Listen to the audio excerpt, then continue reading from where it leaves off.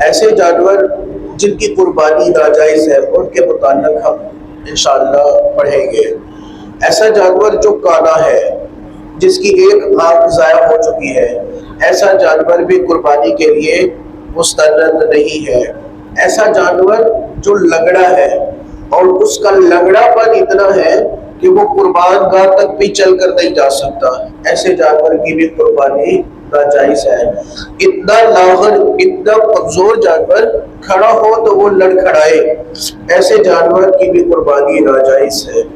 ایسا جانور ماداؤں میں، گائے، بھینس اور اونٹنی میں جس کے 2 تھن ضائع ہو چکے ہو، مر گئے ہو، ایسی اونٹنی، ایسی بھینس، ایسی گائے کی بھی قربانی جائز نہیں ہے۔ ایسی بکری 2 تھنوں میں سے جس کا 1 تھن ضائع ہو چکا ہو، خشک ہو گیا ہو، ایسی بکری کی بھی قربانی جائز نہیں ہے۔ ایسا جانور جو خنثی ہو، خنثی سے مراد کہ ایسا جانور جس میں نر کی بھی نشانی پائی جائے اور مادہ کی بھی نشانی پائی جائے، ایسے جانور کی بھی قربانی ناجائز ہے۔ ایسا جانور جس کا کان کٹا ہوا ہو اور چوتھائی حصے سے زیادہ کٹا ہوا ہو، ایسے جانور کی قربانی بھی ناجائز ہے۔ اس کے ساتھ میں مزید بات کرنا چاہوں گا، جو بڑے بڑے فارم ہاؤس ہیں، بڑے بڑے باڑے ہیں، وہاں پر جانوروں کے کان میں سوراخ کر کے ایک باقاعدہ سٹیکر یا ایک چپ لگائی جاتی ہے جس سے ڈبری کے ساتھ جانوروں کی نشاندہی کی جاتی ہے، تو وہ اس کے حکم سے باہر ہے۔ ایسا جانور جس کے کان میں چپ لگائی گئی ہے، ڈبری کے لیے سوراخ کیا گیا ہے، وہ چوتھائی حصے کے حکم میں نہیں آتا، تو ایسے جانور کی قربانی بلا شبہ جائز ہے۔ کچھ لوگ اس پر اعتراض کرتے ہیں، لیکن وہ اعتراض ایک باطل اعتراض ہے۔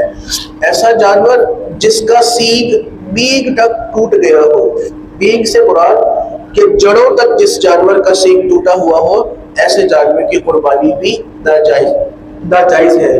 کچھ احباب خوبصورتی کے لیے جانور کے سینگوں کو اوپر سے تراش لیتے ہیں، تو وہ اس حکم سے مخفی ہے، وہ اس حکم میں شامل نہیں ہے۔